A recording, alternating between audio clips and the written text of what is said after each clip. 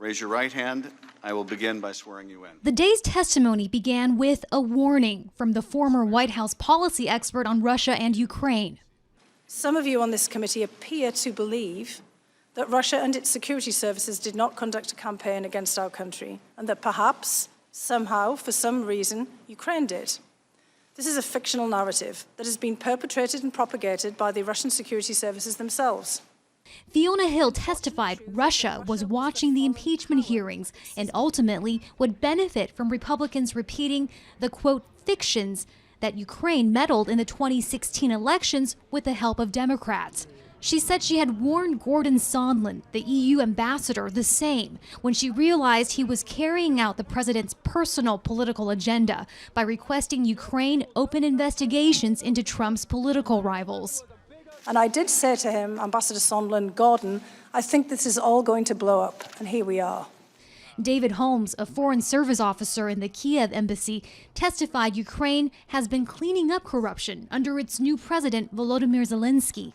Holmes said Zelensky wanted an Oval Office meeting with Trump, but it was made clear that Zelensky wouldn't get the meeting unless he announced on CNN that Ukraine was investigating Joe Biden.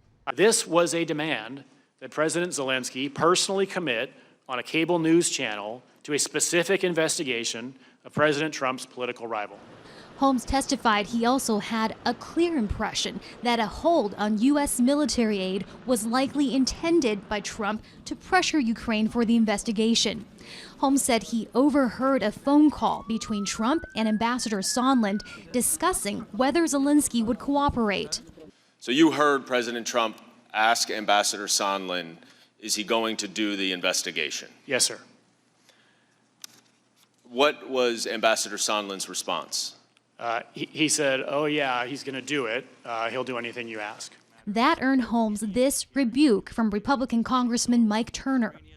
Your statements that your interests are protecting Ukraine are very dubious when you embarrass President Zelensky by making those statements that you didn't have to make. Who cares that Ambassador Sondland said that?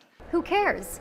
That question sums up a Republican defense strategy to counter these 5 days of public testimony that Democrats say show Trump at best misused his office and at worst committed bribery.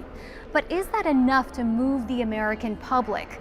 The latest polls show that Americans remain evenly divided on whether to impeach Trump and remove him from office.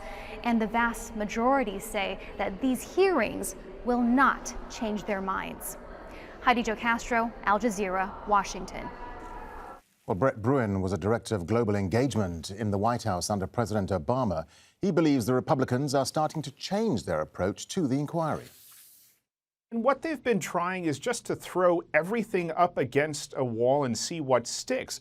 The problem is they're losing ground. They this defensive position has significantly retreated since last week when these hearings began. At first it was, well, they didn't hear directly from the president. Then it was, well, yes, Ambassador Sondland's saying it was a quid pro quo, but did the president actually ever use that term? And when you are moving your defensive position, you are certainly in a weak position. I think the real question now is whether or not we will see some of these Fox News observers from the conservative channel here in the U.S. start to entertain the idea that maybe the president did something wrong, which will give political cover to those Republican senators who will ultimately have to vote to remove the president.